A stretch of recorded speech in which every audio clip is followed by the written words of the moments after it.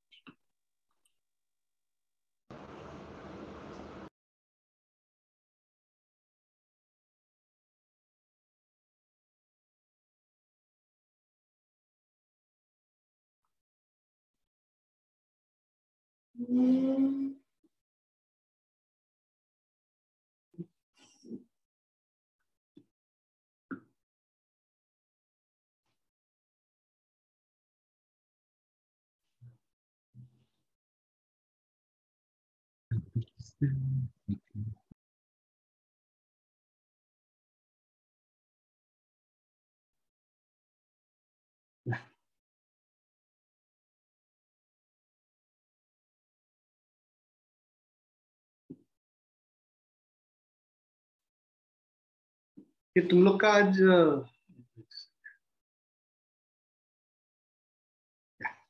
हम लोग पिछली क्लास में क्या कर रहे थे? सो हम लोग पिछली क्लास में we were doing this units and measurement वाला पोर्शन, और वहां पे हम लोगों ने पैरेलैक्स वाले क्वेश्चंस वगैरह किए थे, है ना? राइट। आज हम लोग बेसिकली उसी के आगे बढ़ेंगे जहां पे हम लोग रुके थे, उसके आगे।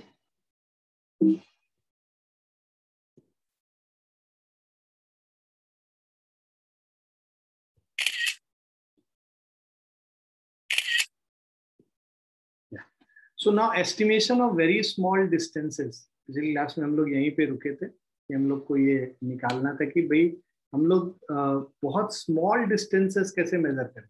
लार्ज डिस्टेंसेस के लिए तो हम लोगों ने देख लिया, पैरेलैक्स वाला मेथड था, है ना? इनडायरेक्ट मेथड हम लोगों ने जिसको बोला। लेंथ को मेजर करने के लिए दो मेथड हम लोगों ने देखे, एक डायरेक्ट मेथड और इनडायरेक्ट मेथड।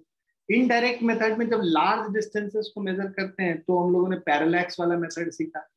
अब ये जो वेरी स्मॉल डिस्टेंसेस होगा उसको भी तो हम डायरेक्टली मेजर कर नहीं सकते हैं भाई। हम लोग 10⁻⁻5 तक ही तो जा सकते हैं। जब हम लोग स्क्रू गेज को यूज करेंगे 10⁻⁻5 मीटर तक मेजर कर सकते हैं। याद है हम लोगों ने किया था कि किस रेंज तक हम लोग मेजर कर सकते हैं। तो अगर उससे भी छोटा कुछ है, मतलब साइज ऑफ अ मॉलिक्यूल या एटॉमिक साइज के रेस्पेक्ट में अगर हम बात करें, तो उसको मेजर करने के लिए फिर हम लोग को we will have to find some other way, right? So estimation of very small distances, size of a molecule. So this is, so very small sizes like size of molecules can be measured by a special microscope called tunneling microscope.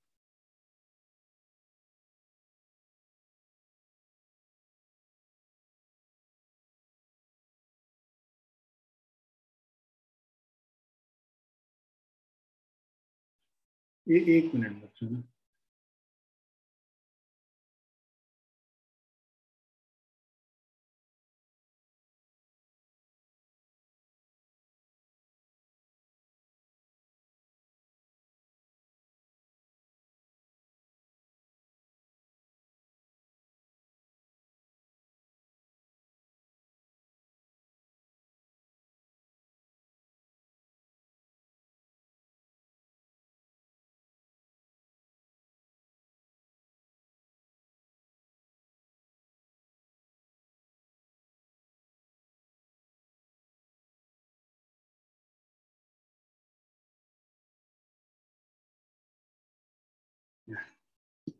sorry. So very small sizes like size of molecules can be measured by a special microscope called tunneling microscope. तो ये एक मतलब एक instrument है जिससे हम लोग बहुत छोटे साइजेस भी मेजर कर सकते हैं। Now the next is the size of the molecule can be estimated by a simple method explained as below. एक हम लोग अभी मेथड सीखेंगे जिससे हम लोग साइज ऑफ मॉलिक्यूल मेजर कर सकते हैं, ठीक है? तो this is given as an example in your NCERT book, right? So we'll not take that example exactly with the exact value. I'll tell you the basic method how to do it. So size of the molecule can be estimated by a simple method. To determine molecular size of oleic acid, है ना, oleic acid के एक molecule का अगर हमें size major करना है तो हम लोग क्या करते हैं कि we dilute the solution of oleic acid in alcohol of concentration C. ठीक है, तो हम लोग उसको डाइल्यूट करते जाते हैं राइट. तुम्हारे एनसीईआरटी में देखोगे तो 1/20 इंटू 20 मतलब 1/400 टाइम्स हम लोग डाइल्यूट कर लेते हैं राइट. पहले उसमें अल्कोहल मिलाते हैं और उसके बाद फिर उसमें वाटर मिलाते हैं और उसको डाइल्यूट करते हैं. तो बेसिकली आपने एक C कॉन्सेंट्रेशन का एक ये ओलिक एसिड का डाइल्यूट सॉल्यूशन बनाया. अब उसके ऊपर हम लोग क्या करते हैं कि लाइकोपोडियम पाउडर होता है that is spread on the surface of water taken in a trough. वो इसलिए हम लोग करते हैं जिससे ये जो ओलिक एसिड है जाके वो डिजोल्व ना, उसी के ऊपर तैरता रहे, लाइकोपोडियम पाउडर के ऊपर ही तैरता रहे right. So lycopodium powder that helps oleic acid to float in water, right? So lycopodium powder is spread on the surface of the water taken in a trough. Now n drops of prepared solution, each of volume V, are put in the water. ठीक है, so ये जो है ना छोटे छोटे n drops solutions के हम लेते हैं. जो हम लोगों ने सॉल्यूशन जो हम लोगों ने बनाया ना C कॉन्सेंट्रेशन का जो ओलिक एसिड का डाइल्यूट सॉल्यूशन बनाया था, उसके n ड्रॉप्स, हर ड्रॉप का वॉल्यूम कितना है V है, उसके n ड्रॉप्स को हम लोग वाटर के ऊपर डाल देते हैं. लाइकोपोडियम पाउडर ऑलरेडी डला हुआ है, उसके ऊपर n ड्रॉप ऑफ ये सॉल्यूशन हम लोगों ने डाल दिया. तो अब जो हम लोगों ने कितना वॉल्यूम उसके अंदर डाला है, each drop has a volume V, तो total volume of oleic acid which has been spilled over it, has been put over it, is n into V, right? Now, the drops spread into a thin, large and roughly circular film of molecular thickness on the water surface. Lycopodium क्या करता है कि वो जब drop आपने डाला तो water के ऊपर एक थिन मॉलिक्यूलर लेयर का एक पूरा ये जो ड्रॉप है एंड ड्रॉप्स, वो थिन मॉलिक्यूलर लेयर के फॉर्म में इसके चारों तरफ ऊपर सरफेस पे ये फैल जाता है. और उसका ये जो है ना ये ऑलमोस्ट सर्कुलर फिल्म होता है. और इसका जो थिकनेस है, the thickness of this layer is 1 molecule, मतलब इतना पतला है कि एक ही मॉलिक्यूल थिक वो पूरा layer right. Now the diameter of a thin film is measured to get its area. हम लोग क्या करते हैं एक्सपेरिमेंटली इसके डायमीटर को मेजर कर लें. डायमीटर मेजर करके हम लोग एरिया निकाल सकते हैं πd²/4 करके right. So the diameter of the film is measured and the area, the surface area of that film is calculated A, है ना. अब देखो मान लो इस फिल्म का थिकनेस T था और इसका area of cross section A है, तो वॉल्यूम क्या हो जाएगा बच्चों, A इंटू T हो जाएगा ना. जो इसका वॉल्यूम है इस पूरे थिन फिल्म का जो वॉल्यूम है that is what, area of cross section into thickness T होता है ना भाई. किसी भी सिलेंडर का वॉल्यूम क्या होता है, area of cross section into height. तो यहाँ पे हाइट थिकनेस T हो गया और area of cross section A हो गया, तो ये इसमें जो जितना वॉल्यूम है that is A into T right. Now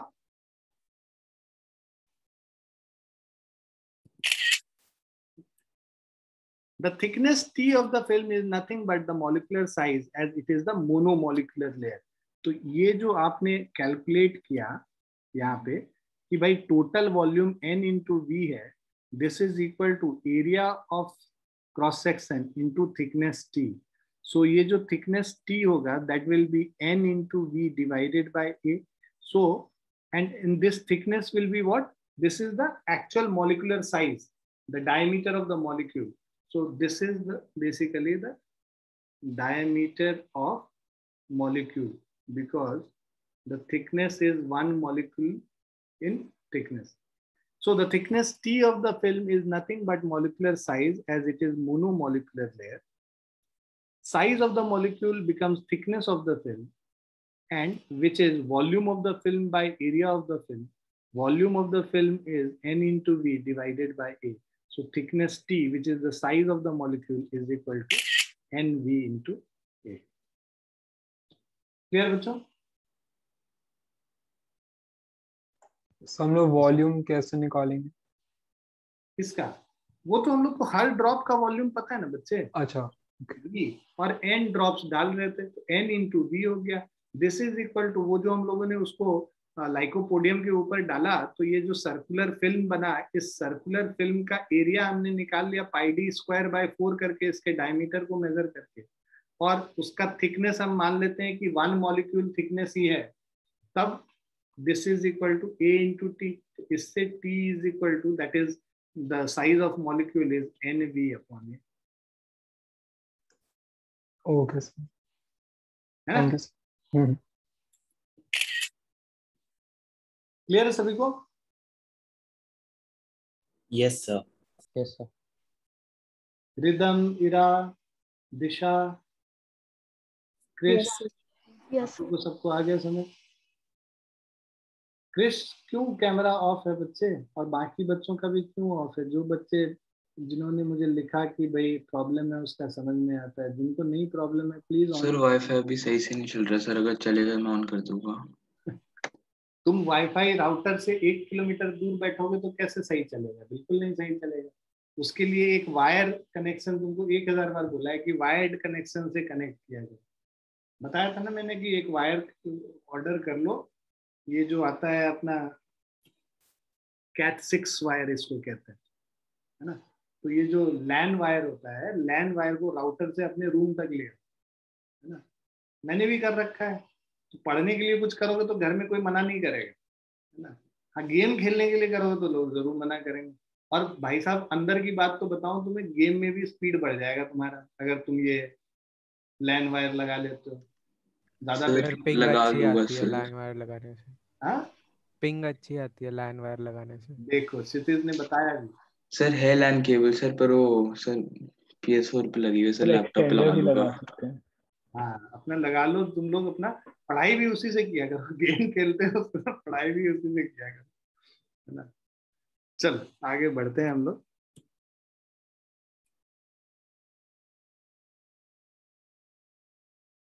Now large distance such as distance of a planet or a star can be measured with the help of कौन सा मेथड होता है? पैरेलैक्स. पैरेलैक्स. बहुत बढ़िया. दूसरा, size of a molecule can be measured by Fresnel microscope. Tunnelling microscope. बहुत बढ़िया. ध्यान से सुनते हो तुम लोग, इसका मतलब यही है. अब रेंज ऑफ लेंथ, अब जो है ना बहुत थियोरिटिकल चीज पढ़ेंगे अभी जितना पोर्शन है ना, फटाफट इसको खत्म कर लेते हैं. अगली क्लास में फिर हम लोग प्रिसीजन और एक्यूरेसी पे आएंगे, एरर वाला चीज पे आ जाएंगे. ठीक है? तो वो थोड़ा बेटर है. और उससे भी बेटर थोड़ा और जाएंगे आगे तो हम लोग डायमेंशनल एनालिसिस पे आएंगे, वो उससे भी बेटर हो जाएगा. तो ये चैप्टर फिर खत्म हो जाएगा हम लोग का. मतलब ये वाला पोर्शन आज खत्म होगा. उसके बाद हम लोग एरर और एक्यूरेसी और प्रिसीजन ये सब पे बात करेंगे, और उसके बाद हम लोग डायमेंशनल एनालिसिस पे बात करेंगे. तो हमारा ये सेकेंड चैप्टर खत्म हो जाएगा. Range of length. So the size of the object we come across in the universe vary over a very wide range. तो ये जो ऑब्जेक्ट जो भी हम लोग यूनिवर्स में देख रहे हैं, मॉलिक्यूलर लेवल पे बात करो या फिर गैलेक्सी का साइज देखो, तो देखो कितना ज्यादा वेरी कर रहा है. गैलेक्सी इतना बड़ा है, मॉलिक्यूल इतना छोटा है. So size of the object which we come across in the universe vary over a very wide range.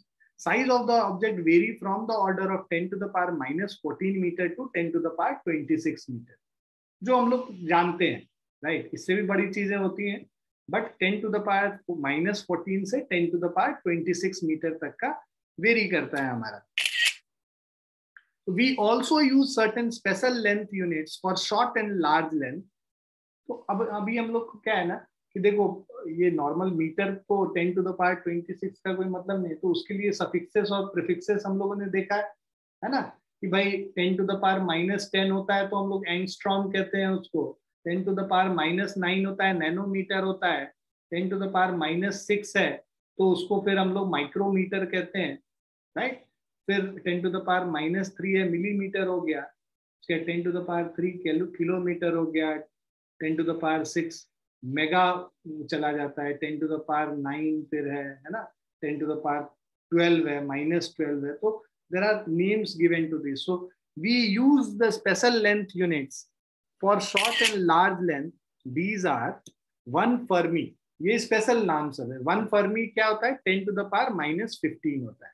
So 1 Fermi is equal to 10 to the power -15 meter. Right? These are the common ones which we will be using. उसके बाद generally molecular size वगैरह में ना Fermi के terms में generally दिया होता है. One angstrom, right? एंगस्ट्रॉम तो आप लोग थोड़ा पढ़े भी हो, पहले भी पढ़े हो. 1 angstrom is equal to 10 to the power -10 metre होता है, राइट? द थर्ड वन, अब देखो, अब ये दो छोटे वाले हम लोगों ने यूज किए. अब हम लोग जाएंगे एस्ट्रोनॉमिकल यूनिट्स. मतलब 1 एस्ट्रोनॉमिकल यूनिट कोई बताएगा क्या होता है 1 astronomical unit? Astronomical So 1.496 into 10 to the power -11 meter. Value नहीं पूछा बालक, होता क्या है 1 Sir, distance between Earth and Sun. Yeah. बहुत बहुत जबरदस्त. अधिराज तुम इतने इंटेलिजेंट कैसे हो गए यार? एकदम बहुत जबरदस्त पढ़ाई कर रहे हो लगता है, इसका मतलब बहुत बढ़िया. सो ये 1 angstrom astronomical unit, average distance of the sun from the earth, ये इसका वैल्यू जो है 1.496 into 10 to the power 11 metre. ठीक है. और फिर आते हैं 1 लाइट ईयर पे. 1 लाइट ईयर जो हम लोग को पता ही है कि distance travel by light, distance travel by light in 1 year will be equal to 1 light year, right? So ये 9.46 into 10 to the power 15 meter. So distance that light travels with a speed of 3 into 10 to the power 8 meter per second. Vacuum में जो speed है ना, उस speed से 1 साल तक light जो ट्रेवल करेगा, जो डिस्टेंस होगा, that is equal to 1 light year, and that is 9.46 into 10 to the power 15 meter. These values are important. आपको याद करना है बच्चों. ये मत सोचिए कि सर ने लिख दिया और वैसे ही हमने पढ़ लिया ना. ये याद करना है क्योंकि इस पे क्वेश्चंस आएंगे. मतलब तुमको आंसर एस्ट्रोनॉमिकल यूनिट में देना होगा, या एस्ट्रोनॉमिकल यूनिट में वैल्यू दिया होगा, कैलकुलेशंस के लिए हम लोग को मीटर्स में कन्वर्ट करना पड़ेगा. तो जब कन्वर्जन ही नहीं पता होगा तो कहाँ से कर पाओगे, right? So 1 astronomical unit 1.496 into 10 to the power 11 meter. 1 light year is 9.46 into 10 to the power 15 meter. Astronomical unit is the distance of sun from the earth, and light year is basically distance traveled by light with a speed of 3 into 10 to the power 8 meter per second for 1 year. उसके बाद parsec है. Parsec क्या होता है ये कौन बताएगा? Dhiraj, parsec क्या होता है बताओ. सर मेरे को एग्जैक्टली नहीं याद, but sir something angle subtend होता है सर, कुछ ऐसा होता है. Parallactic second. हाँ, डिस्टेंस ही है बेसिकली. ये basically is the distance eight which average radius of the earth orbit subtends an angle of 1 arc second. हाँ, मतलब वही चीज है जो तुम बोल रहे थे कि जो अर्थ का जो वो है ना, distance eight which average radius of the earth orbit subtends an angle of 1 arc second. तो मान लो अर्थ का ये ऑर्बिट है, तो ये जो 1 आर्क सेकंड जो एंगल सबटेंड करेगा, ये जो डिस्टेंस होगा अर्थ ऑर्बिट पे, ये डिस्टेंस 1 पार्सेक होता है. बहुत सही. So this is 3.08 into 10 to the power 16 metre.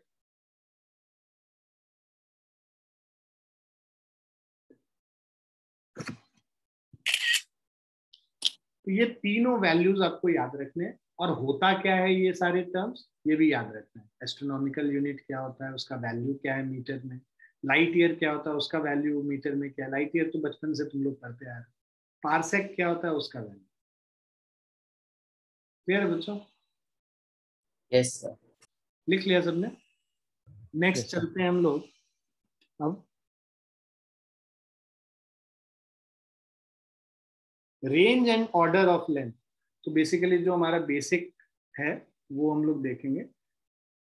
So size of the object और डिस्टेंस, ये मान लो साइज ऑफ प्रोटॉन की बात करें तो ये approximately 10 to the power -15 metre होता है. तो जो हम लोग फर्मी बोल रहे थे ना, वो इसी के लिए हम लोग ज्यादा यूज करते हैं, जो एटॉमिक साइजेस के लिए. ये वैल्यूज मतलब याद नहीं रखनी है आपको, बट ऐसे ही आपकी जानकारी के लिए दिया हुआ. वैल्यूज बस वही पिछले स्लाइड में जो हम लोगों ने बोला, एस्ट्रोनॉमिकल यूनिट का, लाइट ईयर का और पार्सेक का.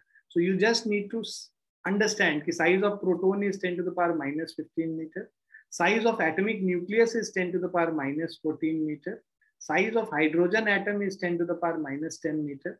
तो यहाँ पे एंगस्ट्रॉम को हम लोग हाइड्रोजन एटम के साइजेस के लिए जनरली यूज करते हैं, right. Length of typical virus, ये जो आया है कोरोना वायरस, उसका बेस साइज यही है 10 टू द पावर माइनस 8 के रेस्पेक्ट में, ठीक है. और wavelength of light 10 to the power minus 7 में रहता है. Size of red blood corpuscles is 10 to the power minus 5 metre. Thickness of a paper 10 to the power minus 4 meter. Height of Mount Everest above sea level 10 to the power 4. Order है, मतलब इसमें आगे terms भी होंगे, मतलब 3 into 10 to the power 4 या कुछ ऐसा. इसको ऑर्डर कहते हैं. ऑर्डर मतलब जो पावर्स 10 के होते हैं उसी के बारे में हम लोग बात करते हैं. Range and order of length. तो radius of earth 10 to the power 7 metre के इसका होता है साइज का. Distance of moon from earth is 10 to the power 8. Distance of the sun from the earth is 10 to the power 11 meter. Distance of Pluto from the sun is 10 to the power 13 meters. Size of our galaxy is 10 to the power 21 meter. Distance of Andromeda galaxy. कौन सा क्या Galaxy है Andromeda? कोई बताएगा? कोई rocket scientist है हमारे यहाँ? सर नेबरिंग गैलेक्सी है मिल्की वे से. अबूदय बहुत जबरदस्त. इतना इंटेलिजेंट बच्चा सब मेरे पास है. इसका अगर आईआईटी नहीं होगा ये सबका तो फिर हमको डूब मरने वाला था. मतलब हम फिजिक्स पढ़ा नहीं पाए. बहुत बढ़िया. This is the most nearest galaxy from Milky Way. मुझे ये सब चीज नहीं पता थी तुम्हारे एज में. मतलब you guys are very well informed, right. So distance is 10 to the power 22 meter. And then distance of the boundary of observable universe 10 to the power 26. तो ये मैक्सिमम हो गया 10 to the power 26 और minimum 10 to the power minus 15. याद है हम लोगों ने अभी पढ़ा था. हाँ, तो ऑब्जर्वेबल यूनिवर्स के आगे तो हम लोग कुछ मेजर ही नहीं कर पाए ना, मतलब वहीं तक पहुंच नहीं पाए, राइट. तो इसीलिए 10 to the power 26 को मैक्सिमम कहते हैं और 10 to the power minus 15 को मिनिमम कहते हैं, ठीक है. प्रोटॉन से छोटा हम लोग कुछ और मेजर नहीं करते. Now, which of the following is not a unit of time? Light year. Light है. Light year basically is distance को measure करता है ना, ठीक है. So light year is an answer. Light year is a unit to measure the distance of planets, stars, etc. 1 Fermi is equal to 10 to the power minus 10 to the power 15. minus 15. Option देखो पहले. 10 to the power minus 5. 10 to the power minus 5 angstrom. हाँ, 1 angstrom is 10 to the power minus 10. 10 to the power minus 5 और 10 to the power minus 10 को multiply कर दोगे तो 10 to the power minus 15 आ जाएगा. तो 1 Fermi is 10 to the power minus 15 metre. इसको अगर सॉल्व करेंगे 10 to the power minus 5 into 10 to the power minus 10, 10 to the power minus 15. Clear बच्चों?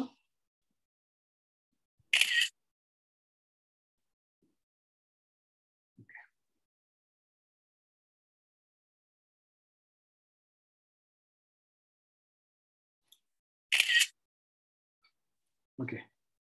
Now, how many parsec are there in 1 light year? तो 1 light year में कितना parsec होता है ये हम लोग को निकालना है, ठीक है. तो ये बेसिकली आप ये समझो, तो आपको जब कन्वर्जन नहीं आएगा तो ये तो कर नहीं पाओगे, राइट. तो अभी हम लोग करते हैं. पहले तो 1 light year is equal to 9.46 into 10 to the power 15 metre.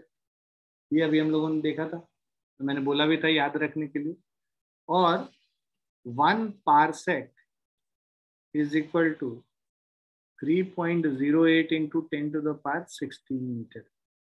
अब आपको निकालना है 1 लाइट ईयर में कितने पार्सेक होते हैं. तो 1 लाइट ईयर में 9.46 into 10 to the power 15 divided by 3.08 into 10 to the power 16, इतने पार्सेक हो जाएंगे, ठीक है. So this is equal to 0.307 parsec.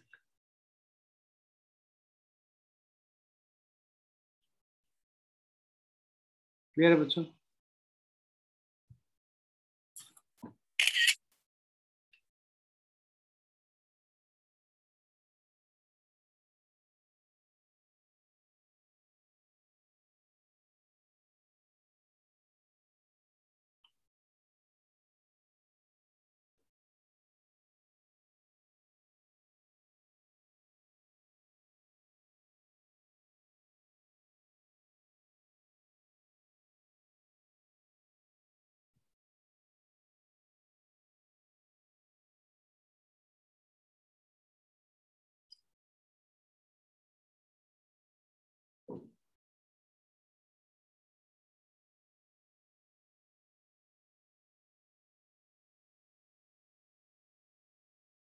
लिख लिया बच्चों?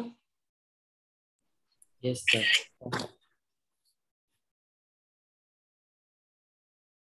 Now measurement of mass.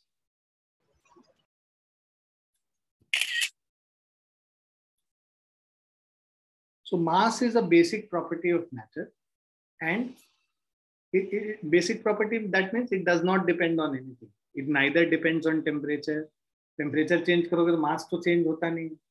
Neither it also does not depend on the pressure, and it will not depend on the location of the object in space. So that's why it is called the basic property of matter. It does not depend on any of these things. The SI unit of mass is kilogram, we all know, but because we know that kilogram and gram are bigger units, it is not suitable to measure the weight of mass of an atom or atomic particle. तो वहां पे हम लोग क्या use करते हैं? Unified atomic मास, AMU जिसको हम लोग कहते हैं, वो हम लोग मेजर करते हैं. अब ये जो किलोग्राम जो वेट है ना, इसका प्रोटोटाइप अब कैसे पता चलेगा कि 1 किलोग्राम कितना है, राइट?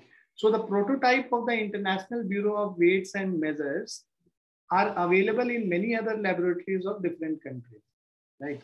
मान लो जो डिसाइड हुआ पूरे वर्ल्ड के लिए, सो उसके अलग अलग प्रोटोटाइप्स बनाए गए और हर जगह पे रखा गया. तो इंडिया में भी ना यहाँ पे नेशनल फिजिक्स लेबोरेटरी है दिल्ली में, उसमें सारे ये प्रोटोटाइप्स रखे हुए. तो कभी भी जब कोई नया प्रोडक्शन होता है तो उस प्रोटोटाइप के हिसाब से ही प्रोडक्शन होता है.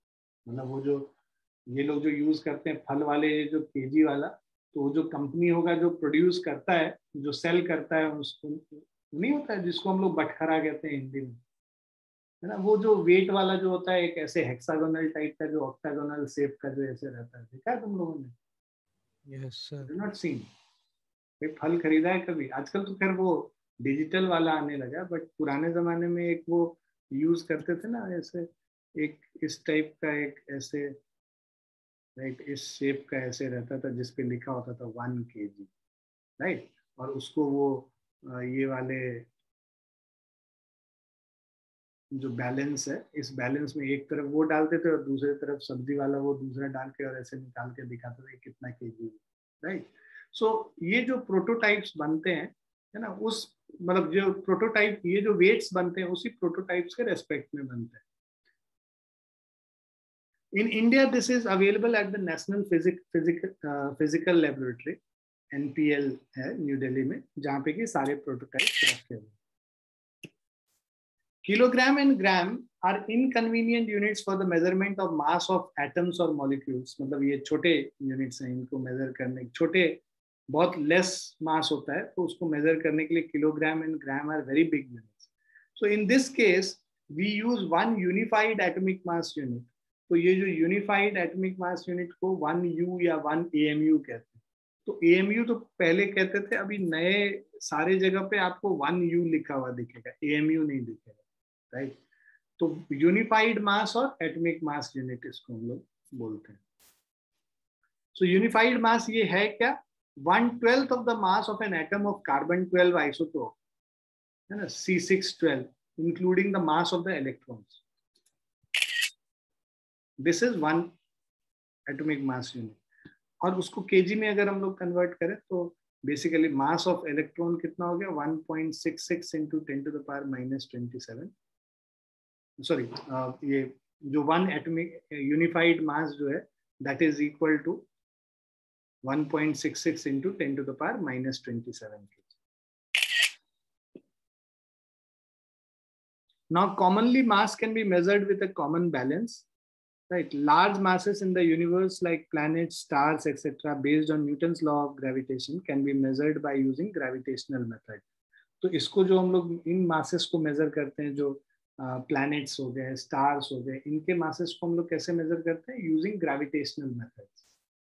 Then, in case of atoms and subatomic particles, we use mass spectrograph for measuring small masses. So ये जो छोटे masses हैं उनको measure करने के लिए एक अलग method है जिसको mass spectrograph कहते हैं.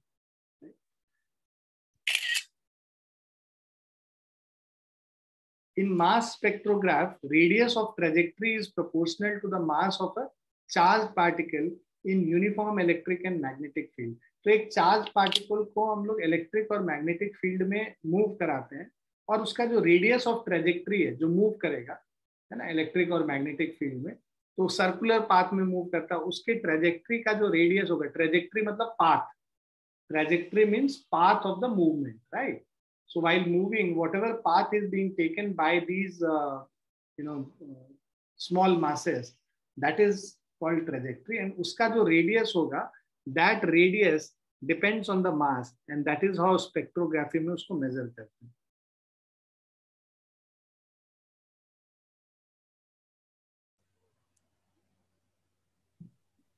सर तो फिर ये जो स्मॉल मासेस हैं उनको रिलीज किया जाता है उस ट्रेजेक्टरी के साथ, या फिर नॉर्मली उनको एक जगह पॉइंट पे रख देते हैं फिर इंट्रोड्यूस करते हैं?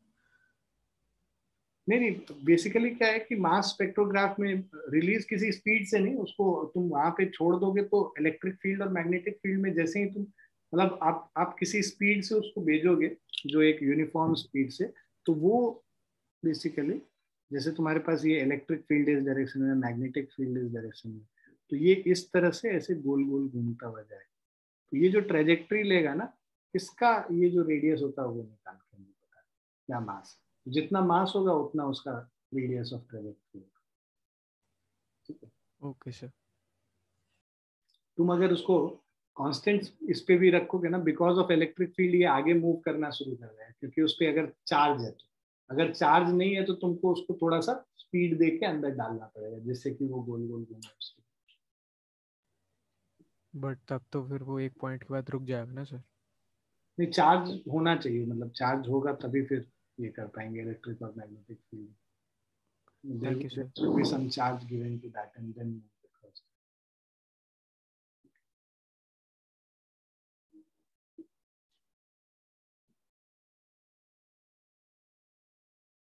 अभी हमारे पास ये कॉमन बीम बैलेंस है जो कि हम लोग मेजर करने के लिए यूज करते हैं मास को.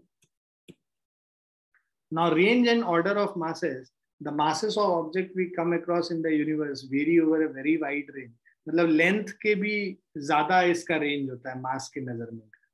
सो आप इलेक्ट्रॉन का मास देखोगे 10 to the power minus 9.1 into 10 to the power minus 31 kg हुआ, तो 9 is greater than 5, तो उसको हम लोग 10 के ऑर्डर में लेके 10 to the power minus 30 order कहते हैं, राइट? उसके बाद प्रोटॉन का है 10 to the power minus 27 हो गया, यूरेनियम का 10 to the power minus 25, RBC का 10 to the power minus 13 kg, dust particles 10 to the power minus 9 kg, rain drops is 10 to the power minus 6 kg, right? And then we have mosquitoes of the order 10 to the power minus 5 kg, grapes of the order 10 to the power minus 3 kg. तो ये सारे अलग अलग human beings of the order 10 to the power 2, automobiles हैं 10 to the power 3000 kg इस case में रहता है रेंज में. बोइंग एयरक्राफ्ट है 10 to the power 8 kg, moon 10 to the power 23 kg. अर्थ का आप देखोगे 10 to the power 25 kg है, sun is 10 to the power 30 kg, Milky Way galaxy 10 to the power 41 kg and observable universe is 10 to the power 55 kg.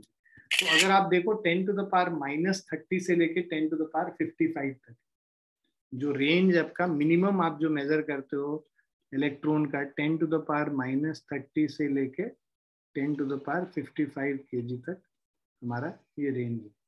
और अगर हम लोग मास length का देख रहे थे 10⁻⁻15 से लेके हमारा 10⁻, आई थिंक 28 था, 28 29 कितना था मुझे याद नहीं, something like that.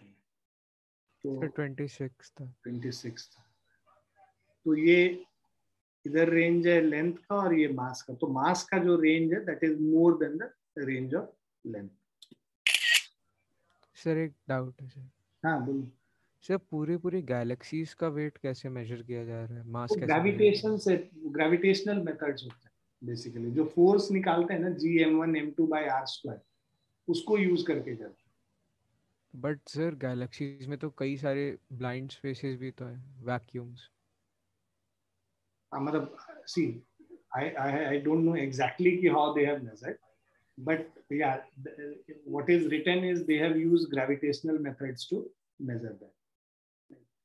So okay sir. और कुछ होता होगा, और कुछ भी लगाते होंगे उसके लिए, नलिफाई करते होंगे उसको, जो आप वैक्यूम स्पेसेस के लिए। So which of the following is unit of mass? ऐसा unit of mass All of the All of the above. all of right, the सारे unit of masses। Now mass of a substance can be measured with the help of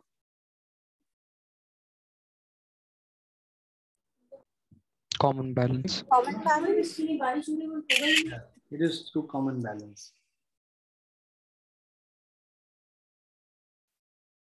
Now measurement of time. So time को जो हम लोग measure करते हैं, this is being done to measure any time interval. We need a clock. तो जो clock हम लोग use करते हैं वो उतना that's not very accurate. तो cesium clock होता है, atomic clocks basically use किए जाते हैं, जो कि जितने भी, जैसे अभी हम लोग बात कर रहे थे नेशनल फिजिकल लेबोरेटरी है, वहां पे 4 सीजियम क्लॉक लगा हुआ है जिससे कि इंडियन स्टैंडर्ड टाइम को मेजर किया जाता है। ठीक है, so to measure the any time interval we need a clock. We now use an atomic standard of time which is based on the periodic vibration produced in cesium atom. जो cesium atom है ना, वो एक level से दूसरे level तक jump करता है। तो ये जो वाइब्रेशंस होता है एक लेवल से दूसरे लेवल तक जाने में, मतलब जो एनर्जी गेन करता है ना, उसके एनर्जी के वजह से वो एक लेवल से दूसरे एनर्जी लेवल तक जंप करता है। ये जो जंप होता है ये पीरियोडिकली, मतलब ऊपर से नीचे आएगा, नीचे से ऊपर जाएगा, ये पीरियोडिकली होता है। तो ये जो पीरियोडिक जंप्स हैं, वाइब्रेशंस हैं सीजियम एटम के, this is used as atomic standard of unit and which is used for any measurement of time, right? So cesium clock is also called as atomic clock, used in national standard. तो जो हम लोग national standard time measure करते हैं, this is done by using cesium clock, which is also known as atomic clock. So in the cesium atomic clock, the second is taken as the time needed for कितने सारे vibration, देखो 9192631770, sorry, इतने vibrations को होने में जितना time लगता है, that is equal to 1 second. तो 1 सेकेंड यूनिट क्या डिफाइन हुआ कि these many vibrations of cesium atom, vibration of the radiation corresponding to the transition between two hyperfine level of ground state of cesium 133 atom. Cesium का ये cesium 133 means that is one of the isotopes of cesium, जिसके की 2 layers, तुम लोग अभी chemistry में पढ़ोगे, जो उसके 2 लेवल्स ऑफ एनर्जी स्टेट्स होते हैं, उसमें वो उस एनर्जी स्टेट में जो रेडिएशन जो निकलता है इसके वाइब्रेशंस की वजह से, वो उस एनर्जी स्टेट में वाइब्रेट करता है, राइट? तो उस एनर्जी स्टेट में जो वाइब्रेट करेगा, कितने बारी वाइब्रेट करेगा? 9192631770 टाइम्स वाइब्रेट करेगा, देन 1 सेकेंड, तब वो 1 सेकेंड के बराबर होता है, right? So this is the basic definition of 1 second which is being used as a standard. Now the cesium atomic clocks are very accurate. So in principle, they provide portable standard. The national standard of time interval second as well as frequency is maintained through 4 cesium atomic clocks. तो हमारे यहाँ जो Indian standard time है, वहाँ पे national physical laboratory में 4 caesium clocks रखे हुए हैं और उन चारों सीजियम क्लॉक्स में जो टाइम इंटरवल है वो हम लोग मेजर करके और टाइम को मेंटेन करते हैं. सो note that the Indian Standard Time is linked with this set of atomic clocks. The efficient cesium atomic clocks are so accurate that the uncertainty in time realization is plus minus 1 into 10 to the power minus 15. That is 1 part in 10 to the power 15. 10 to the power 15 में 1 part का error है उसमें, इतना ज़्यादा accurate माना जाता है. ठीक है. सो ज्यादातर हम लोग इसी को सीजियम एटॉमिक क्लॉक को ही यूज करते हैं. Now range and order of time intervals अगर हम लोग देखें, सो इवेंट अगर हम बात करते हैं, life span of most unstable particle is 10 to the power minus 24 seconds. ये सेकेंड्स में हम लोग मेजर कर रहे हैं. तो यहाँ पे भी रेंज हम लोग देखेंगे, अलग अलग example. Time required for light to cross a nuclear distance that is 10 to the power minus 22 second. Period of X-rays is 10 to the power minus 19 second. Period of atomic vibration is 10 to the power minus 15 second. Period of light wave, again 10 to the power minus 15 second. Lifetime of an excited state of an atom is 10 to the power minus 8 second. Period of radio wave 10 to the power minus 6 seconds. Period of sound wave is 10 to the power minus 3 seconds. Wink of an eye is 10 to the power minus 1 second or 0.1 second. Time between successive human heartbeats, again, 1 second हम लोग मान के चलते हैं. Time taken for light from moon to earth, again 1 second. Travel time for light from sun to earth is 10 to the power 200 seconds. Time period of a satellite 10 to the power 4 seconds. Rotation period of earth of the order 10 to the power 5 seconds. Rotation and revolution period of the moon 10 to the power 6 seconds. Revolution period of the earth 10 to the power 7 second. Travel time for light from nearest star is 10 to the power 8 second. Average human lifespan is 10 to the power 9 seconds. Age of Egyptian pyramid is 10 to the power 11 second. Time since dinosaurs become extinct is 10 to the power 15 second. And age of the universe is 10 to the power 17 seconds. Now, which of the following is not a unit of time? Parsec. Parsec, right? This is a unit basically. Which of the following is the most accurate clock for the measurement of time? Cesium Cesium atomic clock. Cesium atomic clock.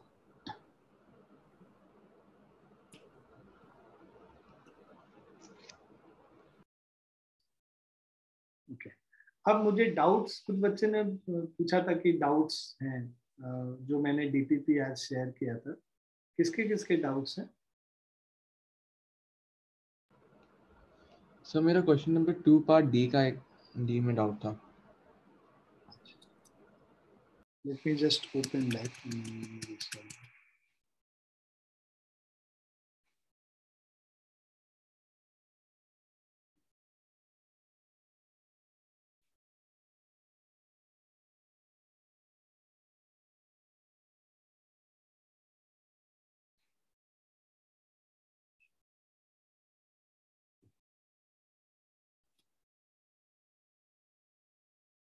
To का D part बोल रहा था. तो ये product rule हम लोग लगाते हैं अगर इसमें, तो dy upon dx will be equal to x plus 1/2 को पहले डिफरेंशिएट कर लो, तो ये 1 plus 0 into x minus 1/x plus 1 हो गया, प्लस ऑफ x प्लस 1/2 को कांस्टेंट रख के x माइनस 1/x को करोगे, x का 1 हो गया, 1/x का माइनस 1/x स्क्वायर होता है, ठीक है, तो माइनस माइनस प्लस हो गया 1/x स्क्वायर प्लस 0. इसको सॉल्व कर लेते हैं, तो this is x minus 1/x plus 1 plus of, अब इसको मल्टीप्लाई कर लो, तो x plus 1/x plus 1/2 plus 1/2x square. ठीक है, अब ये minus 1/x plus 1/x cancel हो गया, तो ये हमारा x plus x 2x plus 1/2x 1/x² था नहीं 1/2x² मल्टीप्लाई करके तो 1/2x² और प्लस ऑफ 3/2 और एलसीएम ये आंसर किस फॉर्म में दिया हुआ है? सर इसी फॉर्म में दिया हुआ है। सर इसमें 1/x नहीं होगा, जब x इंटू 1/x² होगा तो 1/x। हाँ तो x इंटू 1/x² को 1/x लिखा तो यहाँ। अच्छा यस सर। ठीक है, यही है ना आंसर? जी सर। ठीक, और किसी का कोई डाउट? सभी ने किया भी है कि नहीं? अभी नहीं किया है सर पूरा नहीं हुआ है। तो सर ये पूरा नहीं हुआ। सर वो लेफ्ट साइड पे 1/x लिखा आपने, वो 1/2 नहीं है? कहाँ पे? ये या ये सर ये वाला सर लेफ्ट साइड पे। अच्छा सुनो, मैं फिर से बताता हूँ। ये यहाँ तक क्लियर है तुमको? Yes sir. ये वाला स्टेप क्लियर है? एक्चुअली एक एक्स्ट्रा वेरिएबल आ रहा है 1/x। देखो मैंने 1 + 0 को 1 लिख लिया, तो ये बस बचा x - 1/x + 1 इंटू, अब ये x + 1/2 को 1/x² से मल्टीप्लाई कर लिया। x इंटू 1 x हो जाएगा, x इंटू 1/x² 1/x हो जाएगा, 1/2 इंटू 1 1/2 होगा, 1/2 इंटू 1/x² 1/2x² हो जाएगा। अब -1/x + 1/x कैंसिल हो गया, x + x 2x प्लस 1 + 1/2 3/2 और ये 1/2x²। बस इतना ही रहेगा। सर एक्चुअली मैंने क्वेश्चन गलत कॉपी कर दिया है। अच्छा,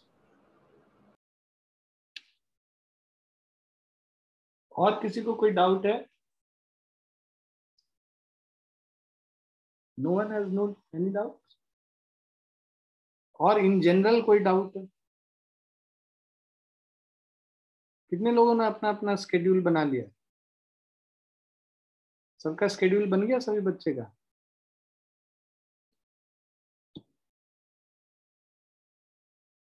ये जो क्वेश्चन दिखा हुआ है ना, ये find the value of dy/dx at x = 1। So here what you need to do is पहले डिफरेंशिएट कर लेना, और जब डिफरेंशिएट करके जो वैल्यू आए उसमें x = 1 डाल देना। ठीक है, ये तो चेन रूल से होगा basically. y = 2x + 1 raised to the power 5 है, तो dy/dx करेंगे तो पहले इस पूरे चीज को हम लोग एक कांस्टेंट मतलब एक वेरिएबल मान लेते हैं, तो 5 times 2x + 1 raised to the power 5 - 1 4 हो गया, इनटू अब ये 2x + 1 को अब x के रेस्पेक्ट में डिफरेंशिएट कर दोगे तो 2 हो जाएगा। सो this is 10 times 2x + 1 raised to the power 4। x का वैल्यू 1 डाल दोगे तो 2 + 1 3 raised to the power 4, तो 81 into 10 is 810। क्लियर है? Yes sir. डिफरेंशिएट करने के बाद x का वैल्यू यहाँ पे पुट कर देना, तो तुम्हें आंसर निकल के आ जाए। तुम लोग करो, अटेम्प्ट करो इसको। Once you attempt, you will have doubts, and once you have doubt, we can, discuss it in the class. Okay? ठीक है बच्चों, आज हम लोग यहीं पे रुकेंगे। अगली क्लास में हम लोग एक्यूरेसी और प्रिसीजन वाला पोर्शन स्टार्ट करेंगे। Do revise everything whatever we have done in the class and try to do these questions, क्योंकि धीरे धीरे तो काम बढ़ता ही जाएगा ना तुम्हारे लिए, तो इसीलिए प्लीज थोड़ा थोड़ा करके प्रैक्टिस करते रहो। Okay okay sir. चलो बाय बच्चों, bye, take care everyone. Thank you sir. Thank you, sir. Thank you sir.